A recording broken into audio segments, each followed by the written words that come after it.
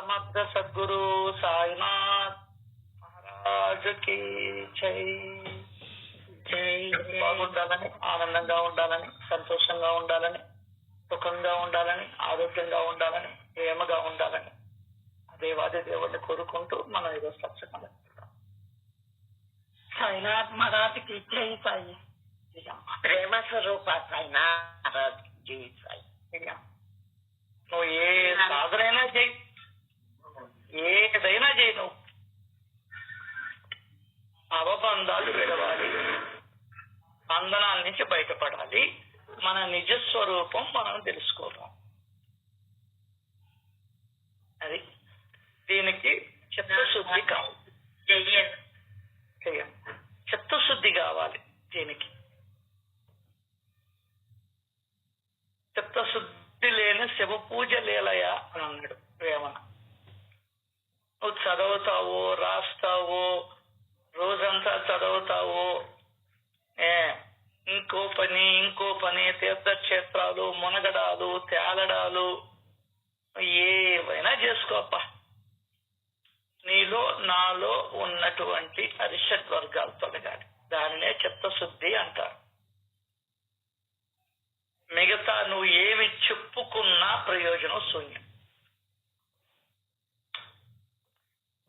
ఎన్ని వేదాలు చదివినా, బట్టి పెట్టినా, 1,00,000 శ్లోకాలు వచ్చినా చిత్తము శుద్ధి లేనిదే, మారు మనసు పొందనిదే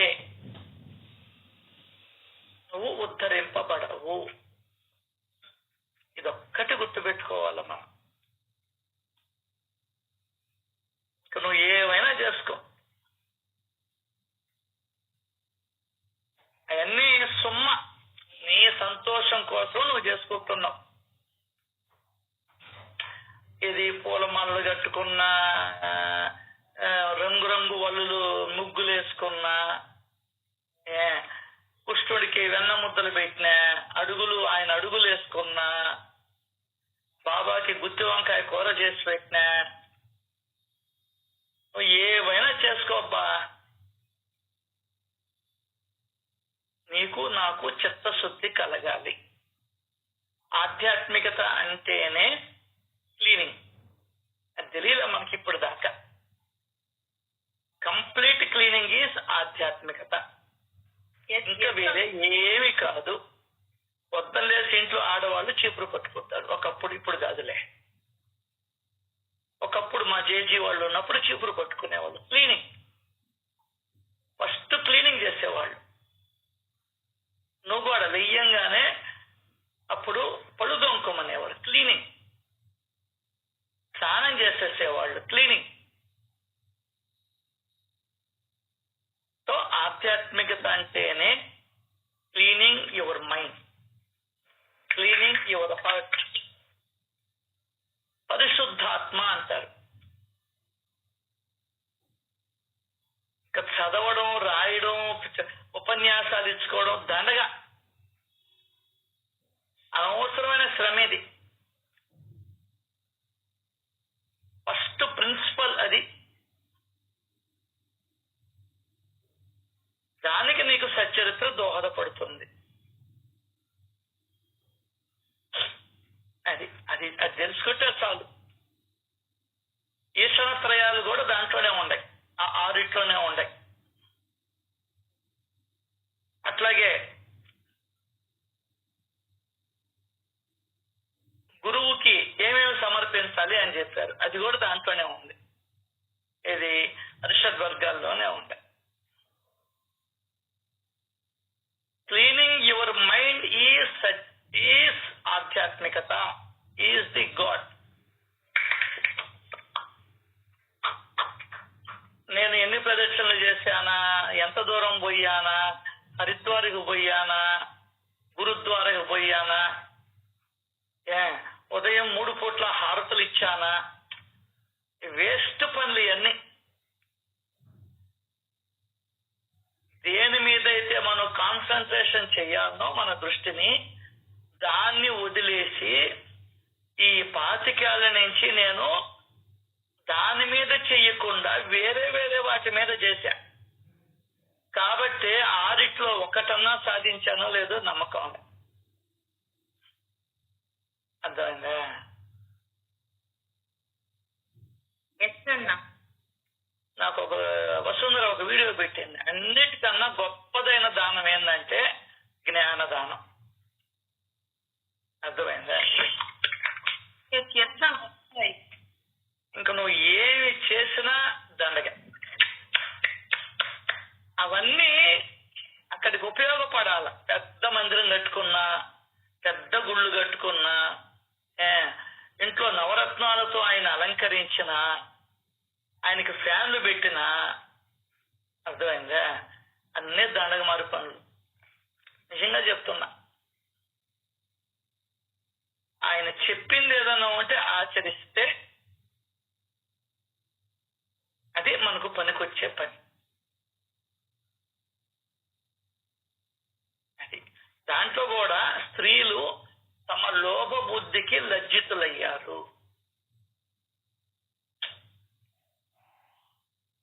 ఇది మనం నేర్చుకోవాల్సింది. సో మనం ఈ సంసారం అనే సముద్రంలో కూరుకొని పోయి ఉన్నాం. భవసాగరం అంటారు దాన్ని. నీకు అర్థమైతే కదా మనక.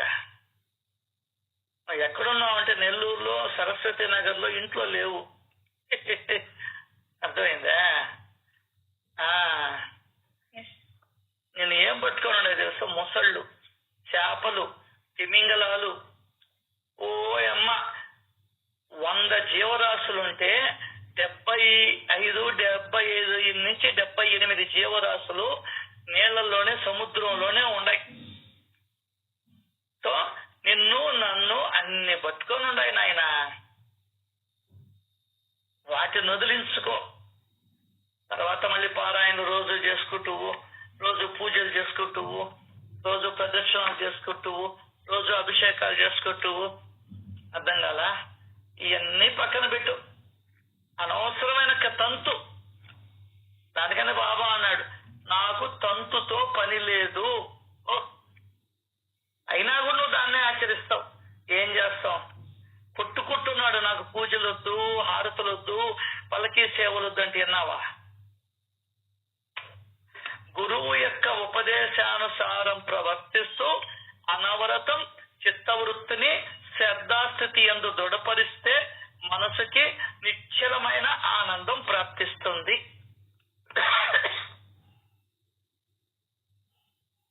ఏ చూడరా అంటే అక్కడెక్కడో పారాయణ జరుగుతుంది, అక్కడెక్కడో కోలాటం జరుగుతుంది, అక్కడెక్కడో పండరి భజన జరుగుతుంది, అక్కడెక్కడో ఊరేగింపులు జరుగుతున్నాయి. ఆయన 7 వాహనాల మీద ఊరేగతాడు. నీ వాహనం సరిగ్గా ఉందో లేదో చూసుకో చాలు. ఆయనకేం బ్రహ్మాండంగా ఊరేగతాడు మలయప్ప స్వామి. అసలు నువ్వు తోసుకొని పరిగిస్తుంటే చూసేదానికి నువ్వు ఫెయిలు. తిరుపతికి పోయినాడు ఒక్కడో లబ్ధిపోయినాడు. నువ్వు తోసుకొని చూస్తున్నావా లేదా? నెట్టుకొని చూస్తున్నావా లేదా? వెనకోటి కనబడకుండా నిలబడి చూస్తున్నావా లేదా? Your failure candidate. Waste fellow. I am the waste fellow. సుమ్మ కబుర్లు ఇవన్నీ. ఇది తత్వం తెలిసినోడు ఇట్లాగే మాట్లాడతాడు. తెలియనోడు నీలాగా మాట్లాడతాడు, నాలాగా మాట్లాడతాడు. నువ్వు ఫెయిల్యూర్ క్యాండిడేట్ అబ్బా. మనకు అర్థం కాలా? ఎన్ని బుద్ధిలేని పనులు చేశాను. పక్కనోడి బాక్స్ నుంచి తీసేసాను అంటే pencil, you are failure candidate. You are unfit to the God.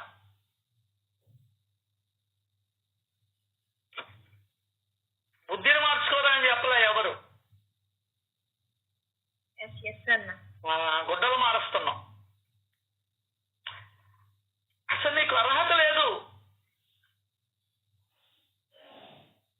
ఏదో ఆయన కరుణ, ఆయన దయ లాక్కున్నాడు బాగుపడరా అని. ఇంకా నువ్వు ఇన్ని మాట్లాడినా దండగా. నువ్వేం మాట్లాడాల్సింది ఏం లేదు. ఇంకా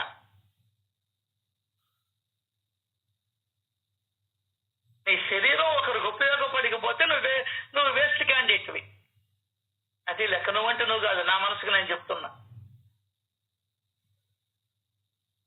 నీకు తెలిసి కూడా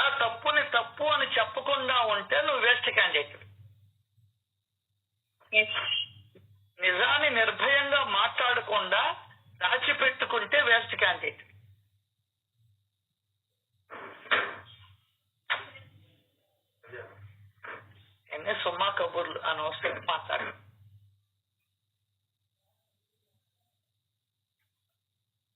ప్రేమ, దయ, కరుణ, అనురాగం, ఆప్యాయత ఈ అలవర్చుకోవాలి.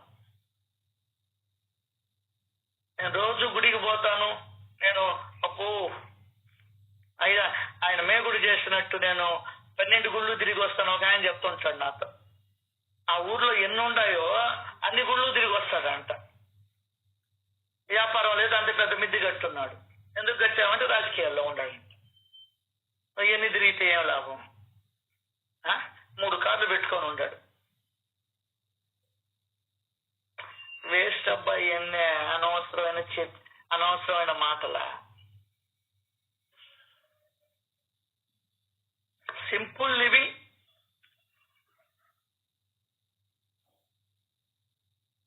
Is the God.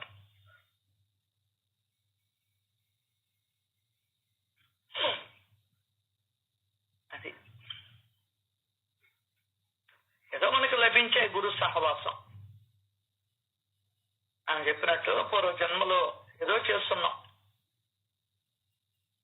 ఇది గుర్తుపెట్టుకో, పూర్వ జన్మలో ఏదో చేసుండబట్టి ఇది చిక్కింది.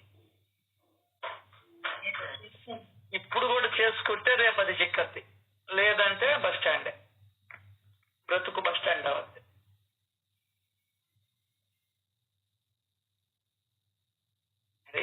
సో సచరితలో ఏం చెప్పాడా, మనం ఏం చేస్తున్నాం అంతే. అన్నీ వదిలి ఆత్మ మీద ధ్యాస పెట్టమన్నాడు. ఎంతసేపు పెడుతున్నావు అది చెప్పు. ఎన్ని వదిలి ఏమన్నాడు, అనేక చాతుర్యాలను వదిలి అన్ని కావాల్సి వచ్చిన ఇంట్లో నీక అంత నీ వల్లే తెల్లారుతుందని ఏటు చెడ్డు పట్టించుకుంటుంటుంది. నీ గురి అసలు నీ దిక్కులేని సాగు చేస్తా నేను ఇవన్నీ పట్టించుకుంటే. ఎవడు నాకు సహాయపడేది రేప? భార్య, బిడ్డలు, బంధువులు, స్నేహితులు, కూతుర్లు, కొడుకులు, మనవాళ్ళు, మనవరాళ్ళు సుమ్మా అని చెప్తుంటే నువ్వు అయ్యే మాట్లాడితే ఎట్లా?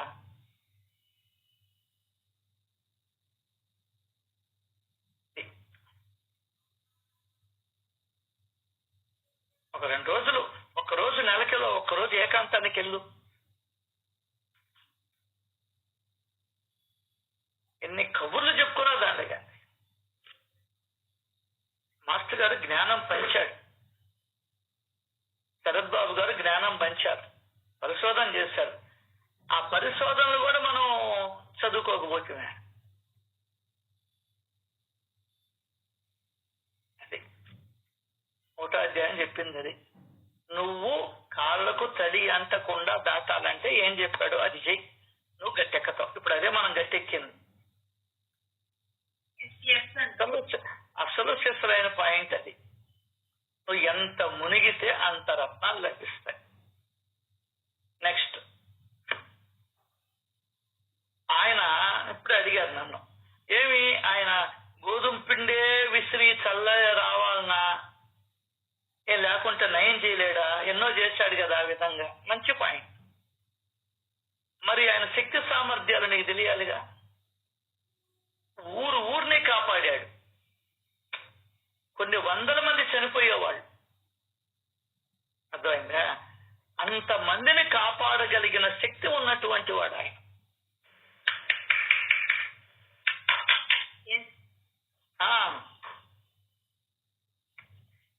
అంతేకాదు చెప్పాడు, ఏదన్నా దరిద్రం నీకు సంభవిస్తే అన్న వితరణ చెయ్యాలి అని చెప్పాడు.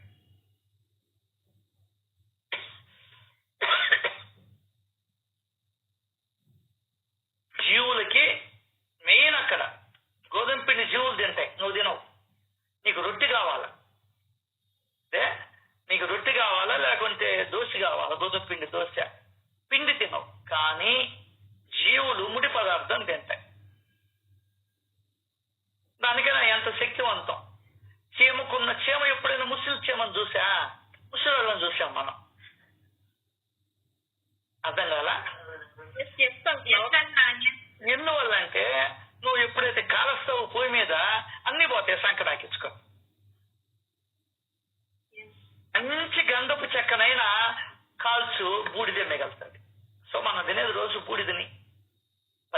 పదార్థాన్ని తిని బతుకుతున్నాం, ఏదో భగవంతుడి దయ అది కూడా.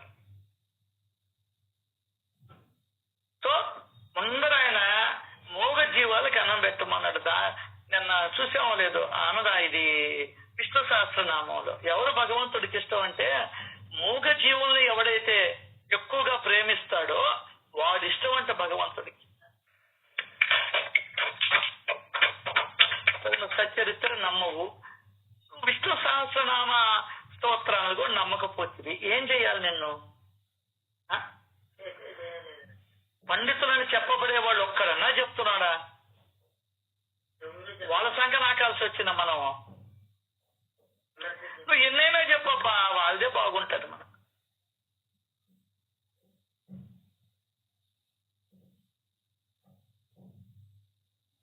ఒరే నాయన, భగవంతుడికి నువ్వెంతో అయ్యి అంతేరా నాయన. అమ్మ చెప్పిన మాట గుర్తుపెట్టుకోవాలి. నా కడుపున పుట్టిన బిడ్డలు నాకు ఎంతో,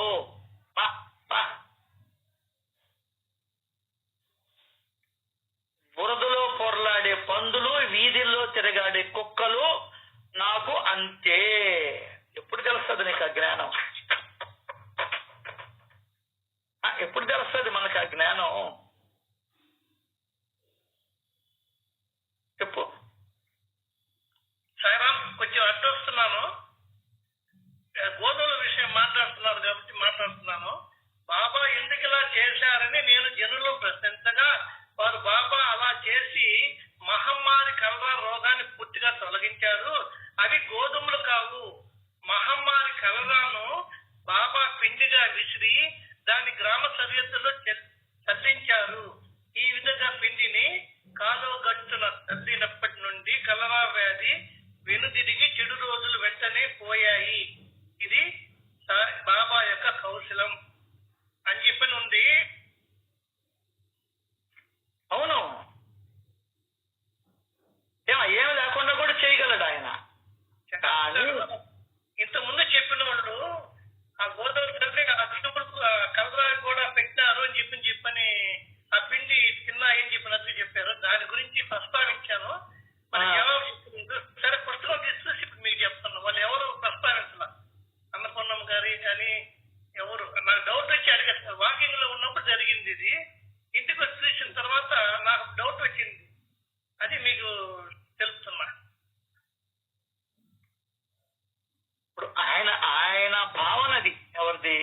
హేమాద్రి పంత్ గారిది. నీ భావన భక్తిని గురించి ఒక్కొక్కరు ఒక్కొక్క రకంగా చెప్పుకున్నారు. భగవద్గీతను ఒక్కొక్కరు ఒక్కొక్క రకంగా వ్యాఖ్యానించున్నారు. అమ్మ రామాయణం మీద ఎన్ని రామాయణాలు వచ్చినాయి. భక్తిని గురించే స్థిరమైన అభిప్రాయం లేదు ఋషుల్లో, ఒక్క అభిప్రాయం కూడా లేదు స్థిరంగా. అంత లోతులకు పోవడంలో నేను దానికనే ఎరా సిద్ధాంత స్వామి ఎవరి లోకం అది మనం చెప్పినా కూడా వేస్ట్ పద అన్నాడు. ఒకటే మాట. అందరూ ఋషులే, ఎవరి భావాలు వాళ్ళవి. అదే శాండిల్యుడు గాని ఇంకొక ఆయన గాని ఋషోత్తములు. వాళ్ళే పెద్ద గొప్పని కాదు, మనం కూడా గొప్పే. మనమే వాళ్ళకి తీసుకోము. అదేమంటే నువ్వు ఎన్నైనా మాట్లాడు, వాళ్ళు ఎక్కడ మనం ఎక్కడ, నువ్వు అదే అంత హీన స్థితిలోనే ఉంటాం మనం. వాళ్ళెవరు మనుషులేగా, వాళ్ళకి 2 కాళ్ళు 2 చేతులేగా. వాళ్ళకి బుద్ధి ఇచ్చాడు, మనకి బుద్ధి ఇచ్చాడు. వాళ్ళు ఆలోచించారు, నేను ఆలోచించలే.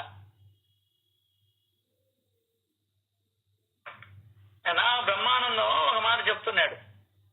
భక్తి అంటే యజ్ఞాలు, యాగాలు, తపస్సులు ఇవి కాదు. నీకున్న దానితో తృప్తిపడి భగవంతుడికి కృతజ్ఞతలు చెప్పుకోవడం భక్తి అని చెప్తుంటే కామెంట్స్ లో మీకు పెడతా కావాలంటే. అవునులే, నువ్వేమి బాగా సంపాదించుకొని మాట్లాడతావు, ఒక్కడికన్నా సహాయం చేసావా, తొక్కేసావా నువ్వు ఎంతమందిని? ఇదే భక్తి. ఏనాడైనా ఒక మంచి పని చేసావా? ఇదే భక్తి. మంచి పని చెయ్యరురా భక్తి అనేది కామెంట్స్ లో ప్రతి ఒక్కరూ ఎక్కడమే. అది ఆయన అభిప్రాయం. ఒక్క లోపం ఉందా? సాధనలన్నీ మట్టి కొట్టుకుపోతాయని చెప్పాడు.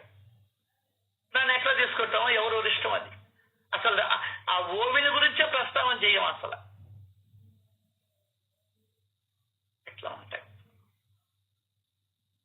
ఒకసారి ఇదే కలరా వ్యాధి వస్తే బాబా దగ్గరికి వస్తే ఏం చేయమన్నాడంటే, అన్నం వండి విరివిగా జీవాలకి పెట్టండి అని చెప్పాడు. అన్నదానం చేయమని చెప్పాడు. విరివిగా చేయండి అన్నాడు బాబా లీలల్లో. సార్ ఏమి చేసినా మనకు అవసరమే కాదు సార్, నీకు నువ్వే సహాయం చేసుకుంటున్నావు సార్.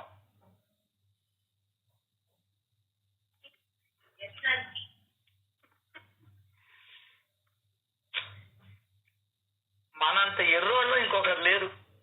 అర్థం కదా? నిజం.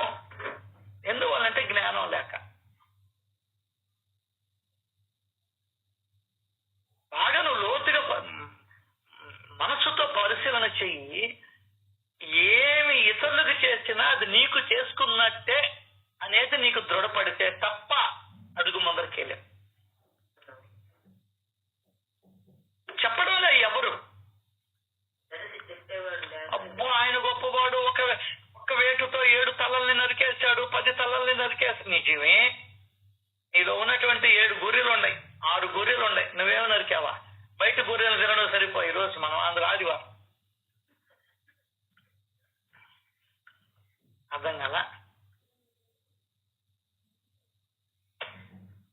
ఓకే నాయన, నీకు నువ్వు చేసుకున్నట్టేరా. ఎంతవరకు నమ్మావు దీన్ని చెప్పు? ఎంతవరకు నమ్మావు? తెలుసు నీకు, మళ్ళీ తెలుసు. ఇదే అజ్ఞానం అంటే. ఎంతకన్నా పెద్ద అజ్ఞానం ఏమన్నా ఉందా ప్రపంచంలో? ఏమండి?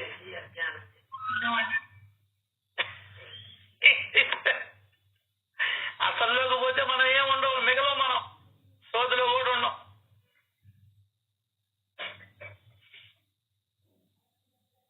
నీకు నువ్వు చేసుకున్నట్టే, భగవంతుడికి చేసినట్టే. కానీ నీకు అడ్డం వస్తున్నాయి. ఎన్ని అడ్డం వస్తున్నాయో అందరికీ తెలిసింది. కానీ ఏమి తెలియనట్టు గుంభనంగా ఉన్నాము మనం. అర్థమైందా?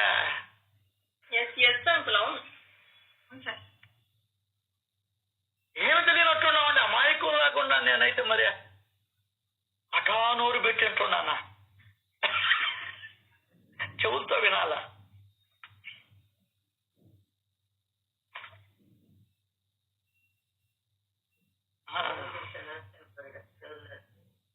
మమ్మల్ని నేనే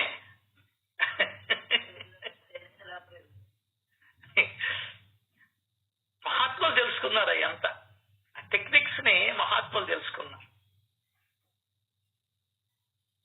రైట్. ఇంకొక విషయం మీతో పంచుకోవచ్చో లేదో కూడా తెలియదు.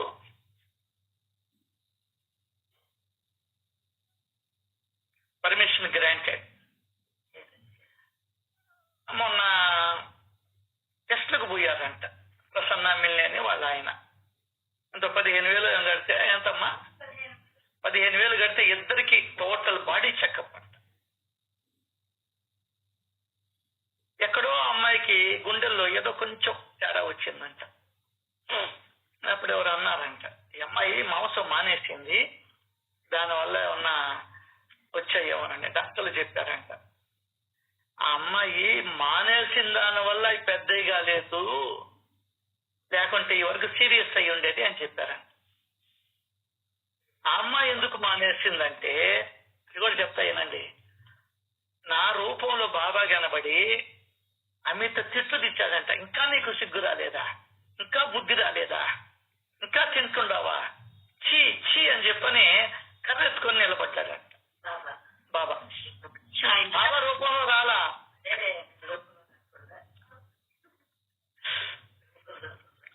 ఇది ఆ అమ్మాయే చెప్పింది. నా రూపంలో కనబడ్డాడంట. ఆయన ఒక ట్రిక్కులు చేస్తుంటాడు. అంటే ఆ అమ్మాయి మీద ప్రేమతో కొన్ని నెలల ముందరగానే ఎవరో ఒకరి రూపంలో ఆ అమ్మాయిని ఆ అలవాటు నుండి మానిపించాడు. కాబట్టి ఇప్పుడు ఆ అమ్మాయి ఆరోగ్యంగా ఉంది.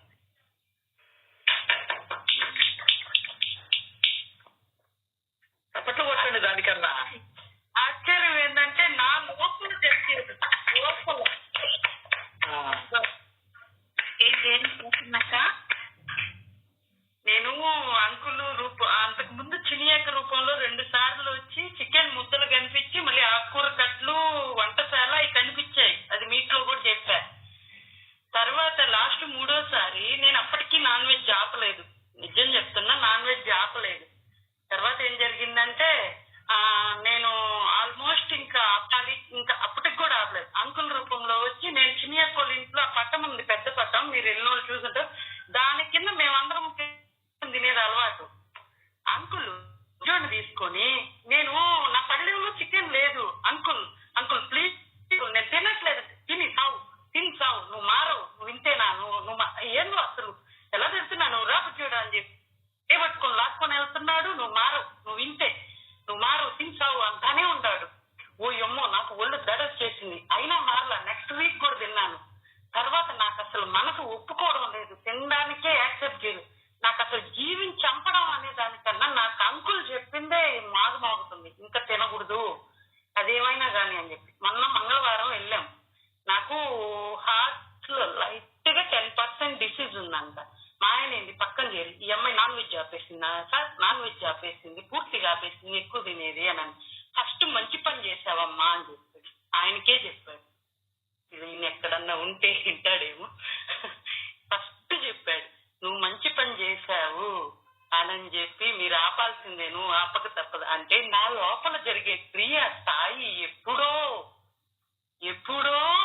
తేల్చేశాడు అనేది నాకు అసలు ఏడుపు. 2 రోజులు చెప్పడానికి కూడా భయం వేసింది చినియాకి. 2 రోజులు ప్రయత్నించా, ఇంకా 3వ రోజు ఏడుస్తూనే ఉన్నా. అసలు చెప్తా ఉంటే కళ్ళీళ్ళు వస్తా ఉన్నాయి. అసలు అంకుల్ దొరకడం అనేది మన పూర్వ నాకు అసలు ఆ రోజు నుంచి నాకు లౌకికంలో ఎంత తిట్టుకుంటాం, ఎన్ని వచ్చినప్పుడు పొంగతాం, రానప్పుడు బాబాయ్ ఏందనిపిస్తుంది. కానీ లోపల జరిగేది కూడా love you Sai. Thank you అక్క, థ్యాంక్ యూ. అదే కదా మన భూమిక, మన చిత్త ఉత్తి, మన స్థితిగతి అన్ని ఆయనకి తెలుసని. ధన్యవాదాలు అక్క. ఈజీగా 1 కిలో తినేస్తుంది, 1 కిలో ఈజీగా. అది చూసారా, భగవంతుడు మన శ్రేయస్సుని ఎంత దూరం ఆలోచిస్తున్నాడు. వండర్ అయిపోయాను నిన్న చెప్తే. అనే మిరాకిల్స్ జరుగుతుంటాయి. పద్మ కూడా నా రూపంలో పోయి పడుకోనున్నావు ఇంకా చదవమని చెప్పాడంట. చదువు రోజు. ఇట్లా చాలా మందికి చాలా నిదర్శనాలు కూడా ఇచ్చాడు ఆయన. ఇక మనం పట్టించుకోవాలి, అది వేరే సంగతి.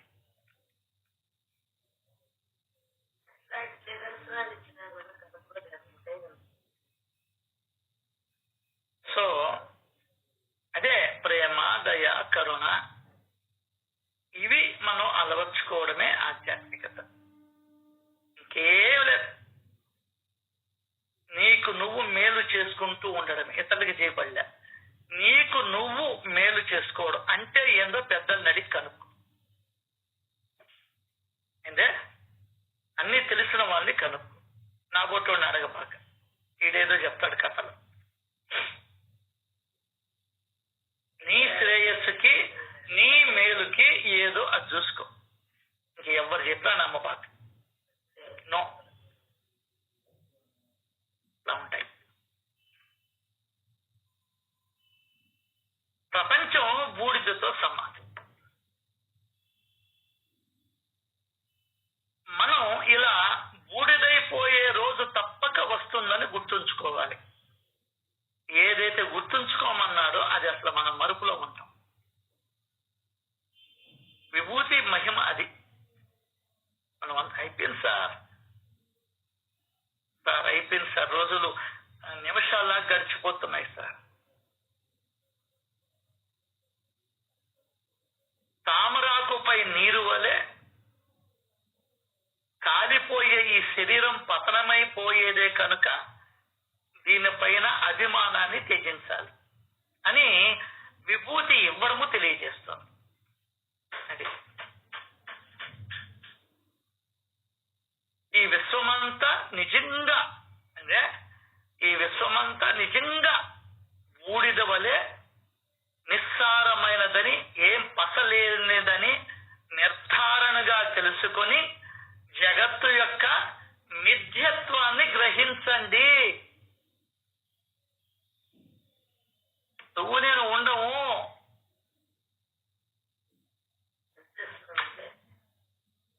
మనం ఉండము, శాశ్వతం కాదు. ఇప్పుడు తెలియదు మనకు, మనలో ఎవరైనా ఎగిరిపోతారు చూడు, అప్పుడు అర్థం అవుతుంది, ఇంకా బాగా అర్థం అవుతుంది నీకు. అంటే ఎగిరిపోమని నేను కోరుకోవడం లేదండి, ఎగిరిపోవడం తప్పదు. నేనైనా నువ్వైనా ఈ మాట ఇప్పుడు చెవులోకి ఎక్కవు. సత్సంగ సభ్యుల్ని కోరుకోవడం లేదు, సత్సంగ సభ్యుల్లో ఒకరు ఎగిరిపోతే అప్పుడు ఇంకా బాగా అర్థం అవుతుంది నీకు. రమేష్ చెప్పిన మాటలు నిజమే కదా, అర్థమైందా?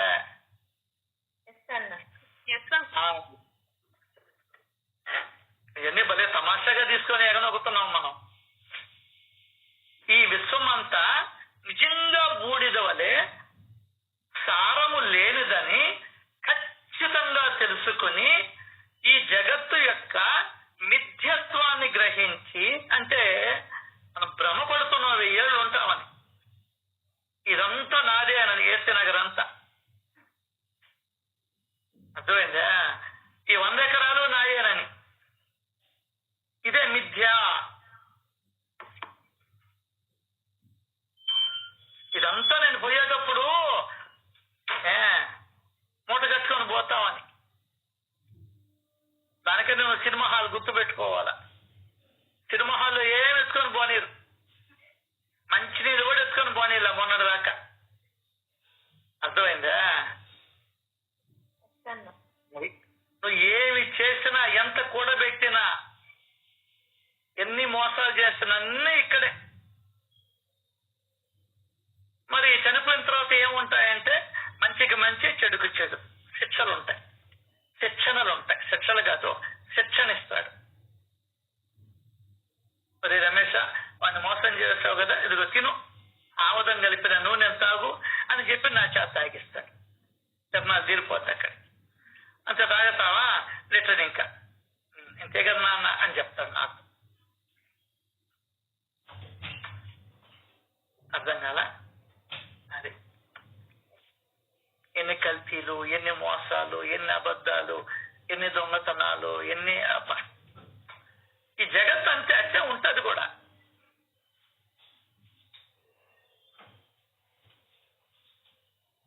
ఇంతమంది నన్ను సద్గురు ఎందుకు పట్టుకున్నాడు అని ఆలోచించామా ఎప్పుడైనా?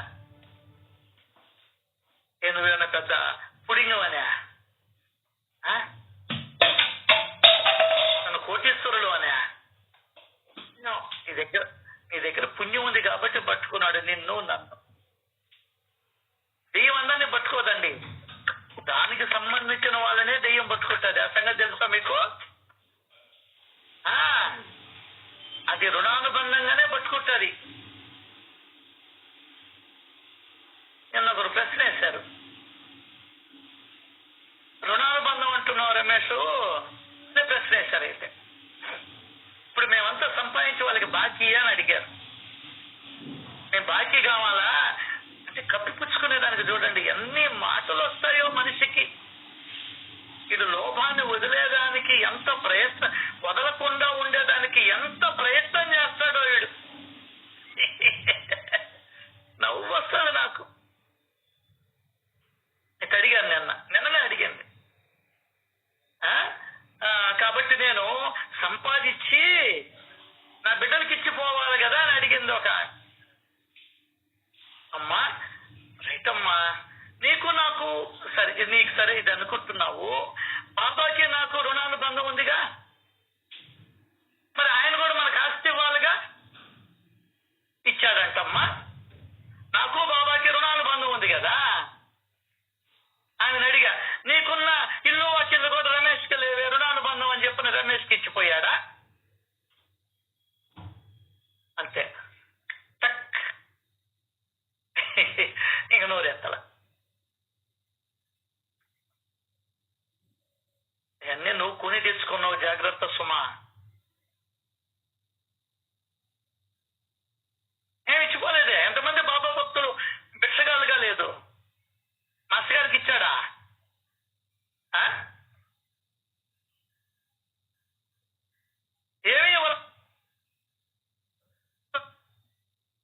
ఇవన్నీ గుర్తించాల. అవునులే, నేను నా కొడుకు బాక్యం ఉన్నానులే, నా కూతురికి బాక్యం ఉన్నానులే, అవన్నీ ఇచ్చిపోబడలే, అవన్నీ ఇవ్వాలంటే ఇవన్నీ సొల్లు కబుర్లు. బాబాతో రుణానుబంధం ఏమిచ్చాడు? జ్ఞానం ఇచ్చాడు. బాబాతో రుణానుబంధం ఉంటే ఒరే ఈ జగత్తంతా బూడిదేరా అని జ్ఞానం ఇచ్చాడు.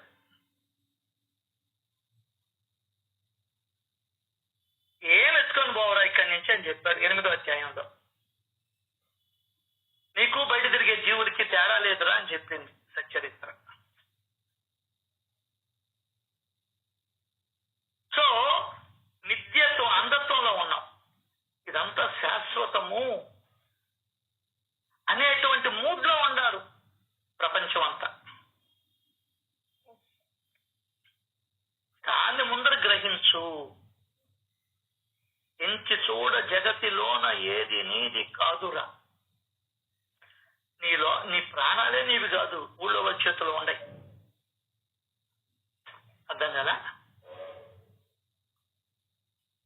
ఎన్ని లోతైన చింతన చేస్తే నీకు అర్థం అవుతాయి.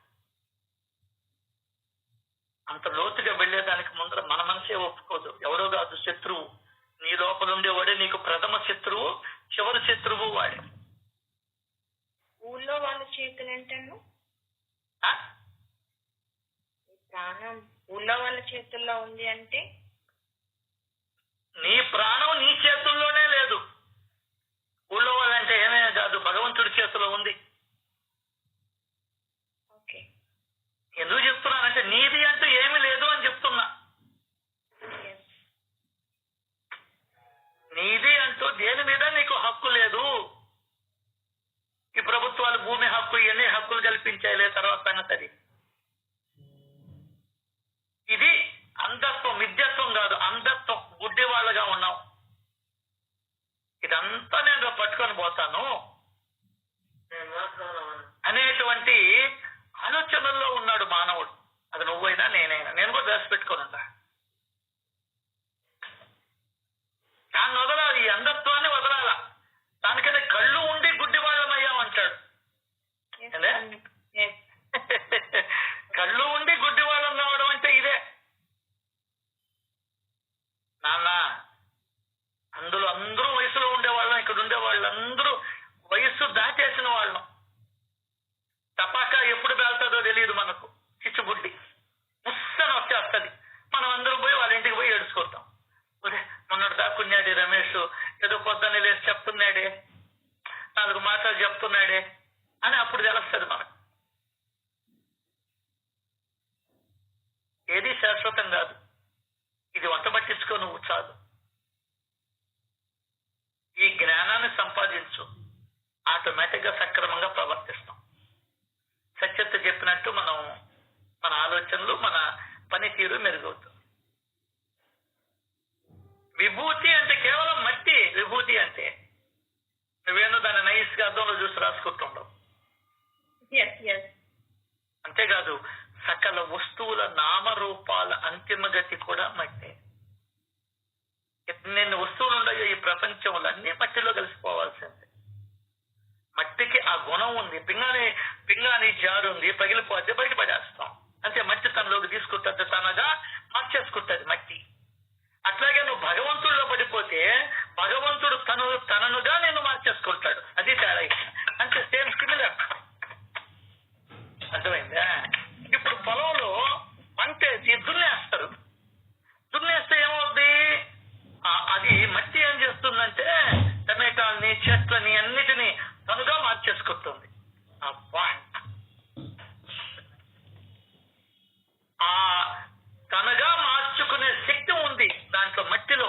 ఆ శక్తియే భగవంతుడు అనేది నువ్వు నేను గుర్తించాల. కాబట్టి ఆయన నేను భూప్రదేశంలో అన్నాడు.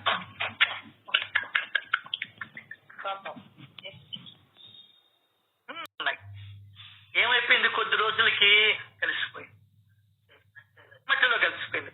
మట్టిలో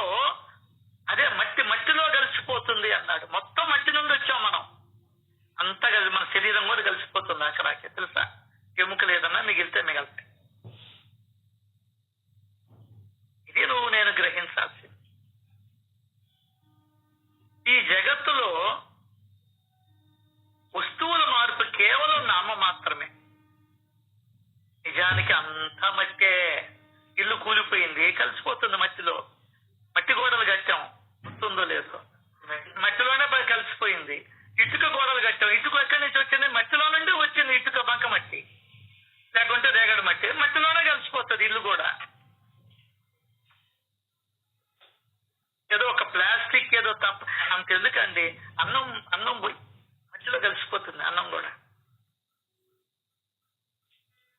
దానికి కూడా బలం కావాలి కదా, శక్తి కావాలి కదా. నీకు అర్థం కావడంలే.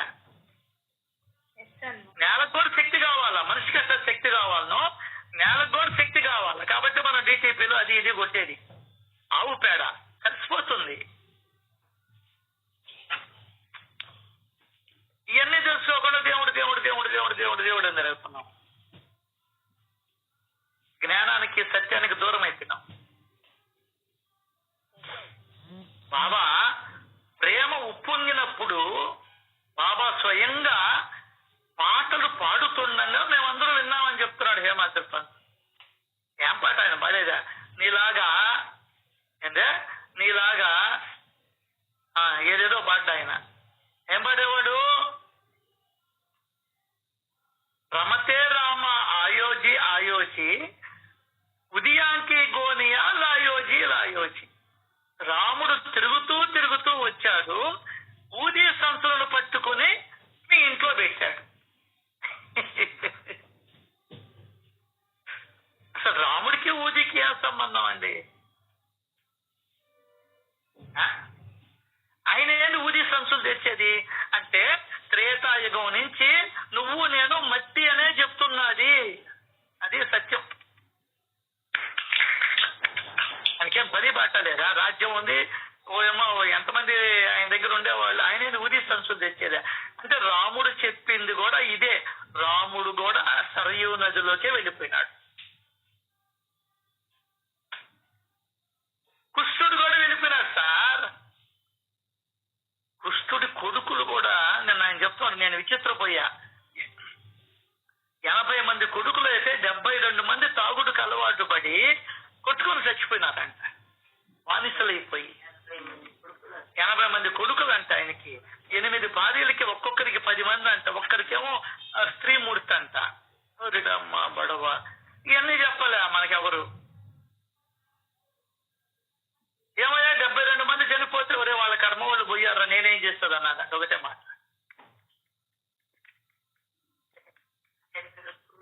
ఆశ్చర్యం అండి, ఆశ్చర్యపోయానండి నేను ఆయన చెప్తుంటే. ప్రామాణికంగా చెప్తున్నాను అన్నాడు ఆయన. ఒకటే మాట, నువ్వేదో సొల్లు కబులు చెప్పుకొని బతికేస్తాం. అక్కడి నుంచి వచ్చింది ఆ సామెత. బిడ్డల్ని కన్నాం కానీ బిడ్డల రాతల్ని కన్నా.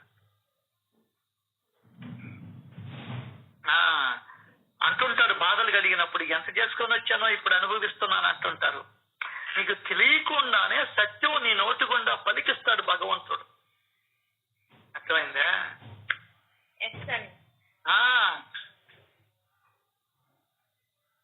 సత్యం నీ నోటి గుండా పలికిస్తాడు. కాళ్ళకి దెబ్బ తగిలితే అమ్మా అని పిలుస్తావు. సకల లోకానికి అమ్మ జగన్మాత ఆమె వస్తుంది. అది లెక్క. నీకు తెలియదు కొన్ని విషయాలు, అందరికీ అర్థం కావు. అందరూ చెప్పేవాళ్ళు ఉంటేనే వాళ్ళు ఎవరు ఇంకా.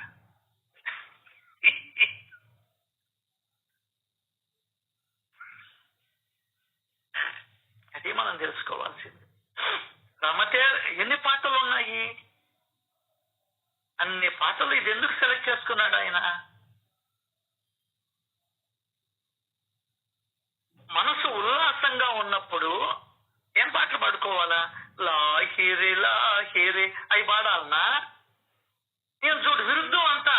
బాబా మనసు ఉల్లాసంగా ఉన్నప్పుడు బాబా ఎంతో సంతోషంగా, అత్యంత శ్రావ్యంగా, అదేమన్నా శ్రావ్యంగానా? రమేష్ నువ్వు బూడిద, రమేష్ నువ్వు బూడిద, వసుంధర నువ్వు బూడిద అనేది శ్రావ్యంగా పాడేదా?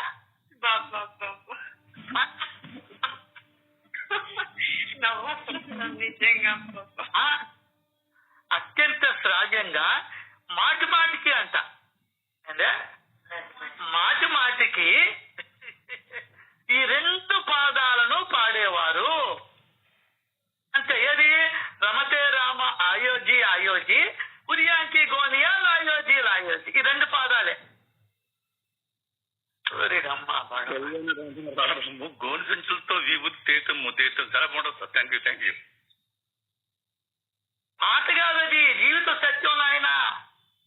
సార్ ఇలా నేను మట్టే, ఈ ప్రపంచం అంతా మట్టే, నీ ఇంట్లో వాళ్ళంతా మట్టే, నీ బంధువులందరూ మట్టే, నువ్వు సంపాదించే సంపాదన మట్టే, ఈ జగత్తే మట్టి అన్నాడు ఒకటే మాట. అది రామాయణ కాలం నుంచి ఎవడు శాశ్వతంగా ఉన్నాడు? రాముడు శాశ్వతమా? సీతమ్మ వారు ఉన్నారా? చెప్పు. రాముడు తమ్ముళ్ళు శాశ్వతంగా ఉన్నారా? అది చెప్తున్నాడు ఆయన. రాముడు ఊది సంచులను తెచ్చాడు. రాముడి కాలం నుంచి నీకు చెప్పబడుతూనే ఉంది. రామాయణంలో చెప్పారు, భారతంలో చెప్పారు. సరే, రామాయణం త్రేతాయుగం, తర్వాత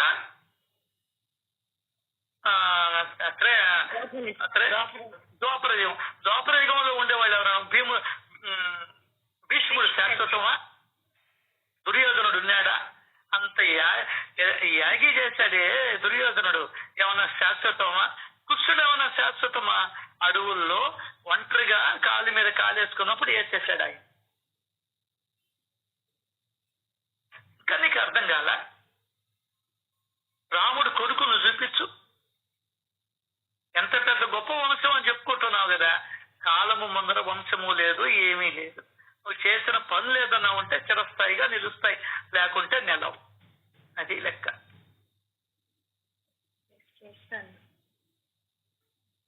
అప్పటి నుంచి అందరూ ముయ్యేవాళ్ళమే. ఎందుకు నీకు ఇంత తాపత్రయం? ఎందుకింత నీకు యావ? ఎందుకింత నువ్వు పరుగులు? కదా మొదటి నేను చదివిందామి, తాపత్రయాలతో తప్పించి దహించుకుని పోతున్న సమస్త మానవాళిని ఉద్ధరించడానికి నిర్గుణ నిరాకార రూపుడైనటువంటి ఆయన సగుణ సాకార రూపాన్ని ధరించి ఎలలో అవతరించాడు. ఆయన పేరే శ్రీ సాయి.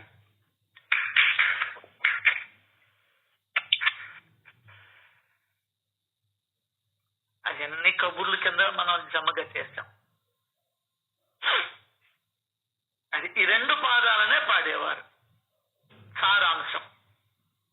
సారాంశం బాబా యొక్క ధ్వని ఎన్నో విభూతి సంచులను ప్రసవించింది. అంటే అప్పటి నుంచి 100 చిల్లర ఏళ్ళ నుంచి కాల్తానే ఉంది. బూడిద వస్తానే ఉంది. ఆ బూడిదని మనం తీసుకుంటానే ఉన్నాం. కానీ మనము నేను బూడిదే అని తెలుసుకోలేకున్నాం. కళ్ళ కట్టుకొని జోబులే పెట్టుకుంటున్నాం. శవాన్ని ఎవరైనా కళ్ళ కట్టుకొని జోబులే పెట్టుకుంటారా? ఇంట్లో తెచ్చి పెట్టుకుంటావా? బెడ్రూమ్ లా, ఫ్రిడ్జ్ లో పెడతావా?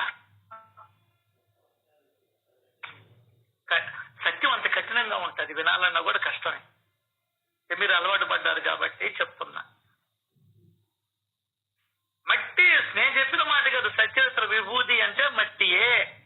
మట్టి అన్నా విభూతి అన్నా బూడిదన్నా పదాలు వేరు, అర్థం ఒకటే.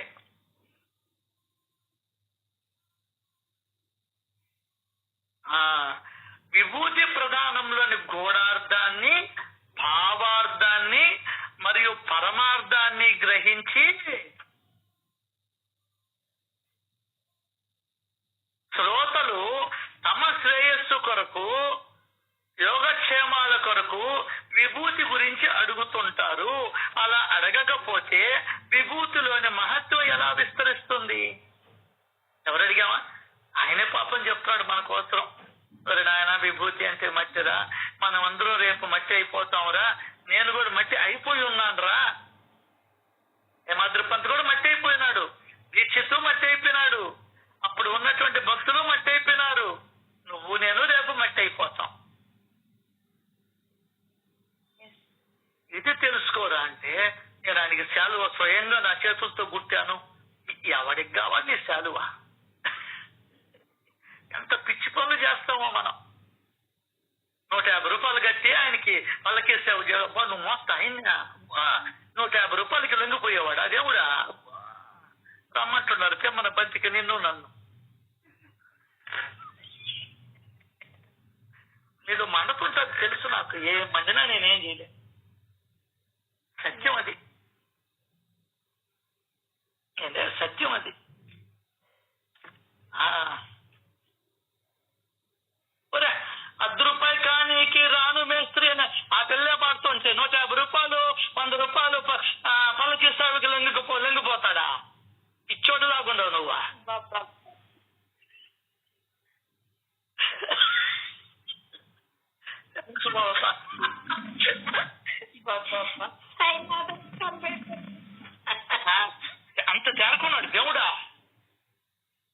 ఏమమ్మా,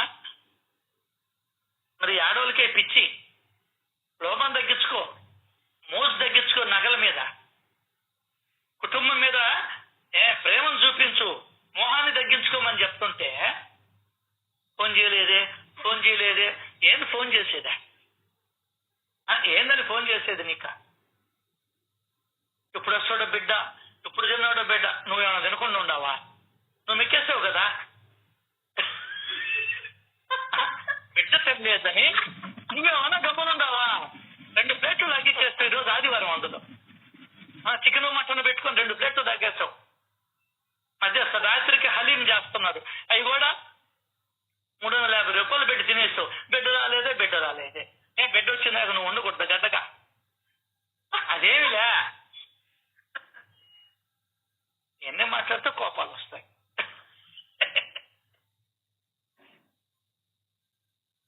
అది విభూతి ఇవ్వడంలో గూఢార్థాన్ని గ్రహించాలి మనం. ఎందుకు ఇప్పుడు బాబా మహాసమాధి చెందిన తర్వాత కూడా విభూతి లేదా ఊది లేదా మట్టి ఇస్తున్నారంటే నేను అది అని తెలుసుకునేదాన్ని. అద్దంలో మనం చూసుకుంటాం, ఏం కనిపిస్తుంది? మన ప్రతిబింబం. అట్లాగే నువ్వు ఊదిని చూడంగానే ఇది నా స్వరూపము అని ఎవడైతే గుర్తుంచుకుంటాడో వాడు ధన్యుడు, వాడు గమ్యాన్ని చేరుతాడు. సాయిబాబా పరమార్థంలో చాలా గొప్పవారు. ఎంత గొప్పవారంటే నీ ప్రాపంచికమైన కోరికలను తీర్చి వారికి పరమ అర్థాన్ని ప్రసాదంగా ఇస్తారు.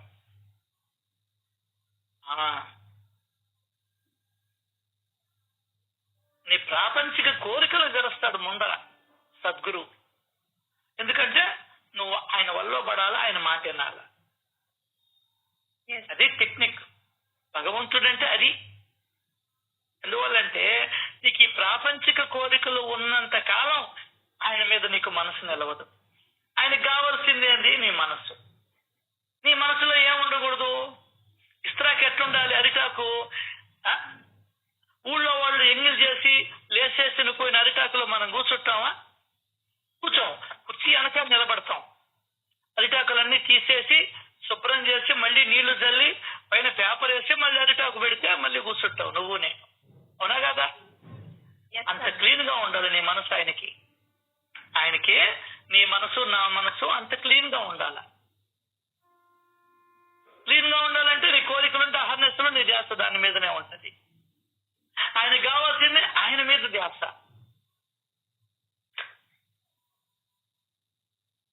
ఆయన మీద ధ్యాస. కాబట్టి నీ కోరికలు తీర్చాలా, తప్పదు. అట్లా తీరిచ్చి నీకు పరమార్థాన్ని ఇస్తాడు. ఈ విభూతికి సంబంధించిన కథ చాలా ఉన్నాయి, కానీ కొన్ని చెప్తున్నాను అన్నాడు. సో నారాయణ మోతీరాం ఇంటి పేరు జాని. ఇతడు నాసిక్ లో ఉండేవాడు, వంట బ్రాహ్మణుడు, బాబా భక్తుడు. బాబా యొక్క భక్తుడైన ఈ నారాయణరావు రామచంద్ర వామన్ రావు మోడక్ అనే బాబా యొక్క మరొక భక్తుడి ఇంట నౌకరీ చేసేవాడు. అంటే యజమాని బాబా భక్తుడే, ఇంట్లో నౌకరు బాబా భక్తుడే. ఇతడు ఎవరు? నారాయణరావు. బాబా శరీరంతో ఉన్నప్పుడు తల్లిని వెంట పెట్టుకుని బాబా దర్శనానికి వెళ్ళాడు. అప్పుడు బాబా తమంతట తామే వీళ్ళేం చెప్పలా, ప్రశ్న అడగల. నా గురి తప్పిపోయింది, నా పిల్ల తప్పిపోయింది అని అడగల. నా పిల్లోడికి ఎప్పుడు పెళ్ళి అవుద్దని అడగల. అప్పుడు బాబా తమంతట తామే అతన్ని తల్లితో చెప్తున్నాడు. వాడితోనే చెప్పొచ్చు కదా, చెప్పడు. తల్లితోనే ఎందుకు చెప్తున్నాడు? తల్లి ప్రేమ అటువంటిది కాబట్టి. ఎందువల్లంటే మొట్టమొదటి నీకేదన్నా మంచి జరిగితే నీ ఇంట్లో సంతోషించేది తల్లి కాబట్టి. అది ఎంత అద్భుతంగా చెప్తుందో సచ్చరిత్ర. అతని తల్లితో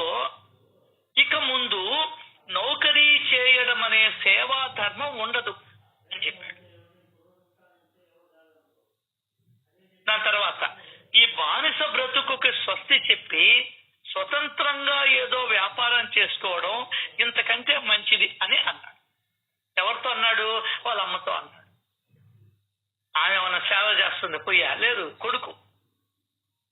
ఇది అందరికీ వర్తించదండి. అందరికీ అంటే వాడి యొక్క భవిష్యత్తును సూచిస్తున్నాడు ఇక్కడ. తర్వాత కొంతకాలానికి భగవంతుడికి దయగలిగింది. పరాధీనతలో ఉన్న అతని నౌకరి వదిలింది. స్వతంత్రంపై ప్రీతి కలిగింది. దాంతో స్వశక్తితో భోజన వసతి గృహాన్ని అక్కడే స్థాపించాడు, నాసిక్లోనే. దానికి ఆనందాశ్రమం అని పేరు పెట్టాడు. బాగా కష్టపడ్డాడు. అతనికి పేరు ప్రఖ్యాతులు లభించాయి. అతని మనసు శాంతి ఇచ్చింది. అలా జరిగిన దానిని గమనించి అతనికి సాయి చరణాల యందు నిష్ఠ పెరిగి అది దృఢమైన భక్తిగా మారింది. అనేక అనుభవాలు కలగడంతో ఆ భక్తి బలంగా నాటుకుంది. సాయి యొక్క వాణి అనుభవంలోకి వచ్చింది. మనకు ఒక కథ అయింది. అతనికి సాయి చరణాల యందు ప్రేమ అభివృద్ధి అయ్యింది. సాయి యొక్క లీల అపూర్వం. తన సర్వజ్ఞతను, నీ జీవితంలో జరగబోయే సంఘటనలను చెప్పేశాడు ఆయన అక్కడికి రాగానే. అట్లా జరిగింది. అంటే ఏది జరగాలన్నా అది కూడా చెప్పాడు. ఇక్కడ ఒక మాట రాస్తాడు, కొంతకాలానికి భగవంతుడికి దయగలిగింది. అర్థమైంది? ఇది లాభం వచ్చేదే కాదు దయగలిగేది. నీ దగ్గర నుంచి ఏదన్నా వస్తువు తీసేసుకున్నా కూడా అది ఆయన దయ్యే. అట్లాగే నీ దగ్గర ఉన్నటువంటి ఏ ప్రాణాన్ని తీసేసుకున్నా ఆయన దయ్యే. ఇది అర్థం చేసుకో.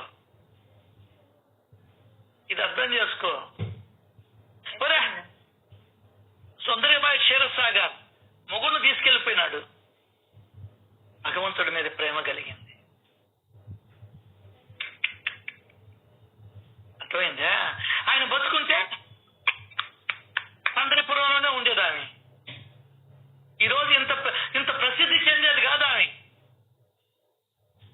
రాధాకృష్ణ ఇంత ప్రసిద్ధి చెందేది కాదు, అంత జ్ఞానం వచ్చేది కాదు. మగవాళ్ళు 25 ఏళ్లలో చేయాల్సిన పనిని 8 ఏళ్లలో పూర్తి చేసే అంత ఘనత సాధించింది ఆమె. ఇంట్లో మొగుడు చనిపోయింది ఆమె కారణంగా. అర్థమైందా? అది భగవంతుడి దయ. ఇది నీకు అర్థమయ్యేటప్పటికి నువ్వు ఉండవు, నేను ఉండను. ఇప్పుడు చెప్పు, మొగుడిని తీసుకొని పోవడం ఆమెకి మంచిదైందా చెడ్డదైంది? మంచిదైంది. అది గుర్తుపెట్టుకో. అంటే ఆయన కావాలని తీసుకోబాడు. రుణం ఎంతవరకు ఉండాలో అంతవరకు ఉంటుంది అంతే. నేను బ్యాంకుకి పోయాం, డబ్బులు కట్టినావా, అక్కడే కూర్చుంటావా? డబ్బులు డిపాజిట్ చేస్తావా, ఇంటికి వచ్చేస్తావా? అంతే ఇక్కడ కూడా. ప్రతి కష్టము వెనుక అపరిమితమైన సుఖం లభిస్తుంది. ఏందే? అపరిమితమైన సుఖం. ప్రతి రాత్రి వెనకాల తెల్లవార్లు నీ జీవనానికి, నీ పరపతికి, నీ యొక్క హంగామాకి, నీ గొప్పలు ప్రదర్శించుకునేదానికి తెల్లవారిపోద్ది. నీ గాపుని ప్రదర్శించుకునేదానికి. అర్థమైందా?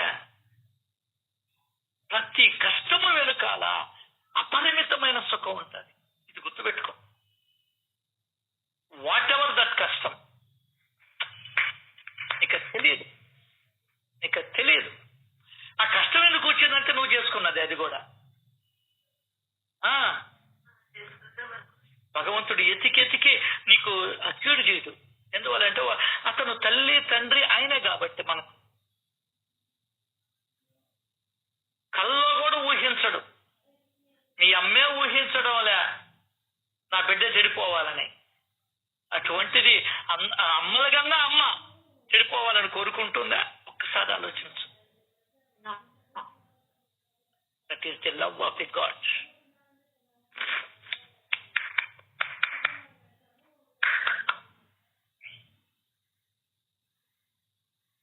సో భగవంతుడి దయ. అదే పాట పాడతారు, మనకు గుర్తుందో లేదో, అంతా నీ దయ్యరా, పుత్రుడు నీ దయ, కళత్రము కూడా దయే, భగవంతుడి దయే. నేను ఏడిపించే మొగుడు వచ్చిన భగవంతుడి దయే. ఎందువల్లంటే ఏడిపించే మొగుడు వస్తే ఎప్పుడెప్పుడు సస్తాడని కోరుకుంటావు.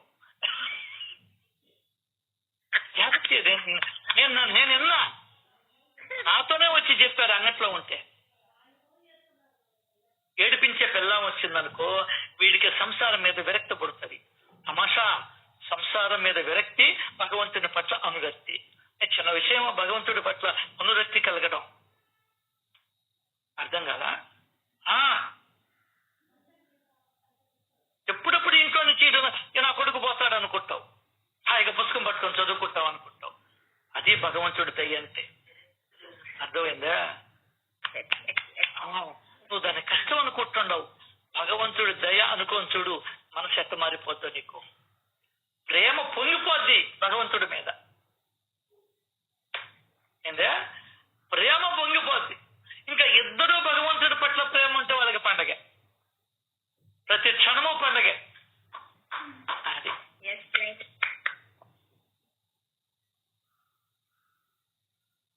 సో ఇవన్నీ జరిగేటప్పటికి ఆయనకి సాయి పాదాల యందు నిష్ఠ గుర్తులింది. అప్పుడు వేశాడు బాణం. ఏందే, ఒరే నాన్న, ఈ బిల్డింగులు, ఈ వ్యాపారాలు ఇవన్నీ వృధారా, అసలు నువ్వు ఎందుకు వచ్చావో తెలుసుకోరా అని అప్పుడు వేశాడు బాణం. అర్థమైందా? సావు కబురు చల్లగా చెప్పారంటోళ్ళ మనక అట్ట దగ్గరికి లాక్కొని అప్పుడు సంధిస్తాడు బాణాన్ని. అలా సాయి యొక్క లీల అపూర్వం. బాబా ఎప్పుడు ఏదైనా ఉత్తమ పురుషులు తమకు సంబంధించినట్టు చెప్పినకున్నట్టే ఉంటది, కానీ అది వేరే వాళ్ళని ఉద్దేశించి చెప్పింది. అది తరువాత ఆయనకి అనుభవాలు కలిగిన కొద్దీ నారాయణరావుకి భక్తి ప్రేమలు కూడా ఆ స్థాయిలోనే పెరిగాయి. ఇంకొక విషయం ఆయన గురించి, నారాయణరావు మిత్రుడికి ఒకరోజు అకస్మాత్తుగా తేలుగుట్టి బాధ కలిగా. అప్పుడు విభూతి ఉంటే బాగుంటుంది అనుకున్నాడు ఆయన. ఎంత వెతికినా కనిపించాల. మిత్రుడికి ఏడుపు లంకించుకున్నాం. బాబా నారాయణరావు బాబా పటానికి నమస్కరించి ఆయన దయను, ఆయన కరుణను అర్థించాడు. తరువాత ఆ పటము కింద అగరవత్తుల నుండి రాలిన బూడిదను ఆ క్షణం విభూతిగా భావించాడు. అర్థమైందా?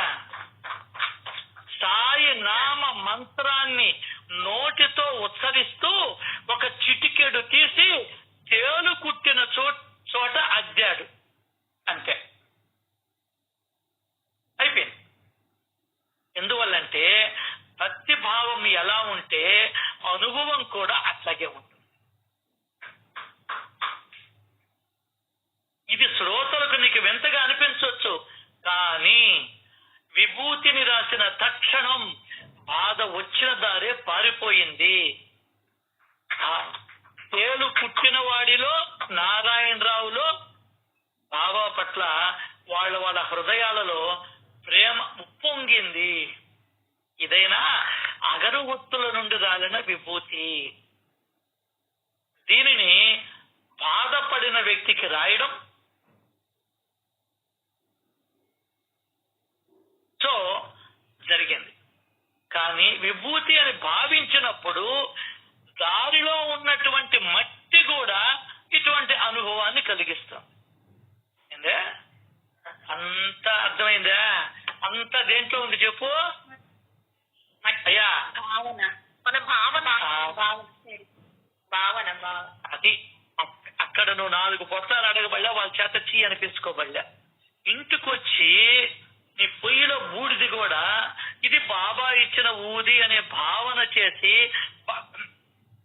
భగవన్నామ స్మరణతో నువ్వు నోట్లో వేసుకున్నా కూడా అద్భుతంగా పనిచేస్తుంది.